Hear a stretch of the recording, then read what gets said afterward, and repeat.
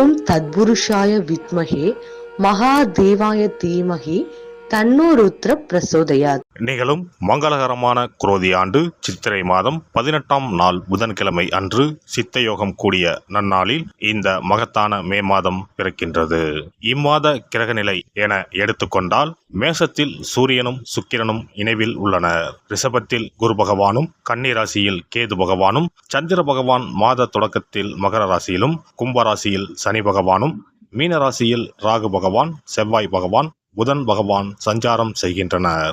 இம்மாத கிரக பெயர்ச்சி என எடுத்துக்கொண்டால் புதன் பகவான் மே மாதம் 10ஆம் தேதி மீனராசியில் இருந்து மேசராசிக்கும், சூரிய பகவான் மே மாதம் 14ஆம் தேதி மேசராசியில் இருந்து ரிஷபராசிக்கும், சுக்கிர பகவான் மே மாதம் 19ஆம் தேதி மேசராசியில் இருந்து ரிஷபராசிக்கும் பெயர்ச்சி அடைகின்றனர். இந்த கிரக சஞ்சார அமைப்பினால் இம்மாதம் உங்கள் வாழ்வில் ஏற்படக்கூடிய சுப மற்றும் அசுப பலன்கள் என்ன என்பதனையும், அசுப பலன்கள் ஏற்படுமாயின் ராசிக்காரர்கள் செய்ய வேண்டிய பரிகாரம் என்ன, வணங்க வேண்டிய தெய்வம் யார் என்பதனை பற்றியும் காண்போம். சித்திரை மாதத்தின் பிற்பகுதியும் வைகாசி மாதத்தின் முற்பகுதியும் இணைந்ததுதான் இந்த மகத்தான மே மாதம்.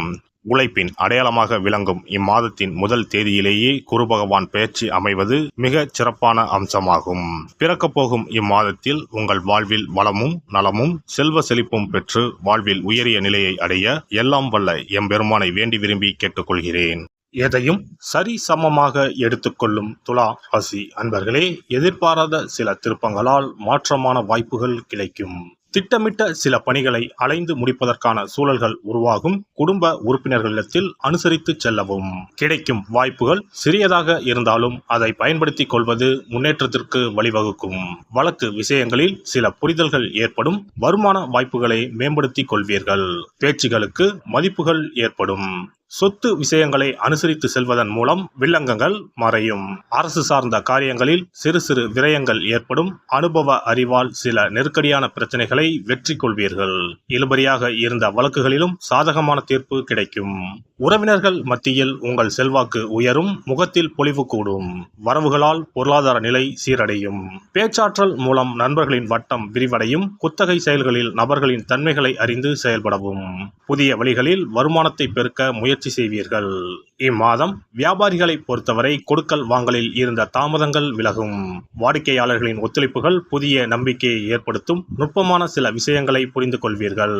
வெளிநாட்டு தொடர்புகளால் மேலும் ஆதாயம் மேம்படும். முதலீடுகளை மேம்படுத்தும் பொழுது தகுந்த ஆலோசனை பெற்று மேற்கொள்ளவும். எதிலும் திட்டமிட்டு செயல்படுவது நல்லது.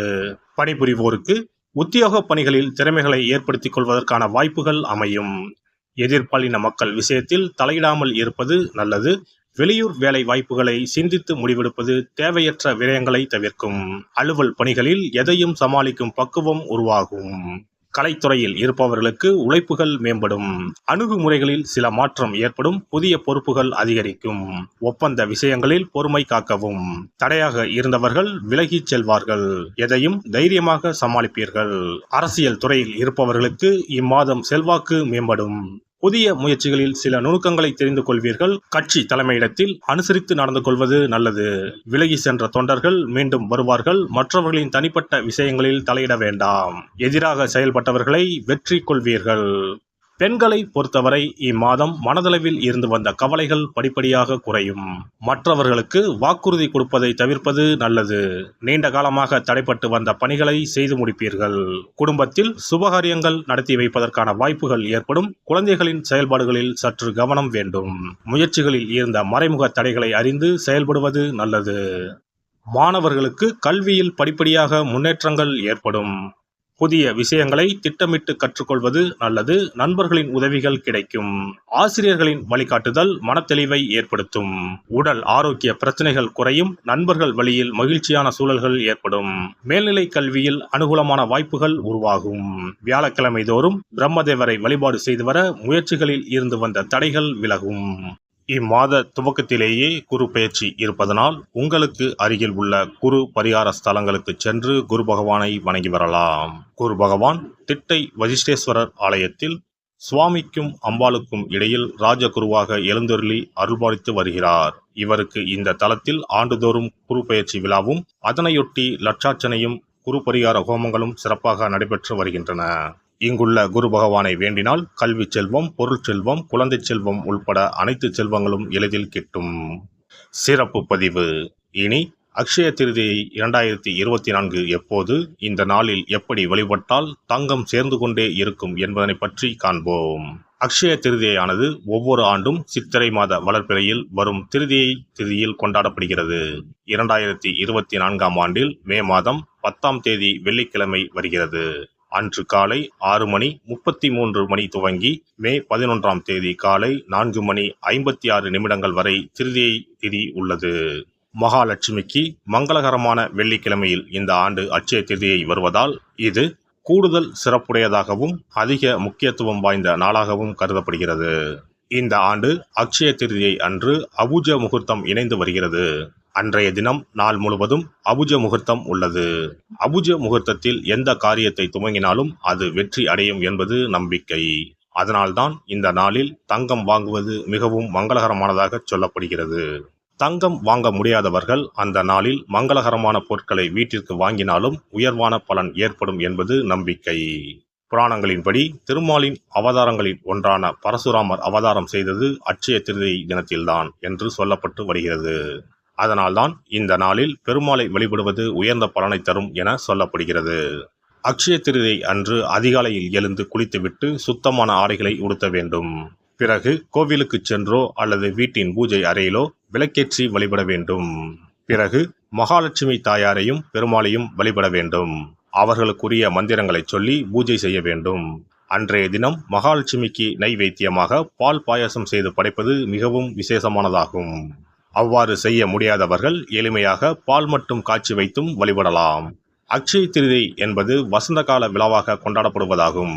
பெரும்பாலும் இது சித்திரை மாதம் வளர்பிறையின் 3ஆம் நாளில் கொண்டாடப்படும். இது பரசுராம ஜெயதி என்றும் கொண்டாடப்படுகிறது. சமஸ்கிருதத்தில் அக்ஷயா என்றால் எல்லையற்ற அல்லது நிலையான என்பதை குறிக்கிறது. எல்லை இல்லாத அதிர்ஷ்டம், செல்வ செழிப்பு ஆகியவற்றை தரக்கூடிய நாள் என்பது இதற்கு அர்த்தமாகும். புதிய தொழில் துவங்குவது, புதிய வேலையில் சேர்வது, புது வீடு குடிபோவது போன்றவை இந்த நாளில் செய்வது சிறப்பானதாகும். இது வாழ்வில் முன்னேற்றத்தை பெறுவதற்கான ஒரு நாளாக கருதப்படுகிறது. பெருமாளின் 6வது அவதாரமாக பரசுராமரின் அவதார தினமும் இதே நாளில் கொண்டாடப்படுகிறது. பல மங்கள நிகழ்வுகள் நடைபெற்ற நாள் என்பதால் இந்த நாளில் தங்களின் வாழ்வில் மங்களங்கள் நிறைய வேண்டும் என மக்கள் தங்கம், வெள்ளி வாங்குவதற்கான நாளாக இந்த நாளை கருதுகிறார்கள். திருதியை திதியில் என்ன செய்தாலும் அது பெருகிக் கொண்டே போகும் என்பது ஐதீகம். அதனால்தான் தங்கம் அதிகமாக சேர வேண்டும் என்பதற்காக இந்த நாளில் மக்கள் தங்கத்தை வாங்குவது வழக்கமாக வைத்துள்ளனர். அதோடு தங்கம் மகாலட்சுமியின் அம்சமாக கருதப்படுகிறது. எல்லாம் வல்ல இறையருளால் நீங்களும் உங்கள் அன்பு குடும்பமும் உடல் நலம், நீலாயுள், நிறை செல்வம், உயர் புகழ், மெய்ஞானம் ஓங்கி வாழ்க வளமுடன். இந்த வீடியோ பதிவு உங்களுக்கு பிடித்திருந்தால் லைக் பண்ணுங்க, கமெண்ட் பண்ணுங்க, ஷேர் பண்ணுங்க. மறக்காம சப்ஸ்கிரைப் பண்ணுங்க. பக்கத்துல இருக்கிற பெல் பட்டனை கிளிக் பண்ணுங்க. நன்றி, வணக்கம். ஓம் நமச்சிவாய. சிவாய.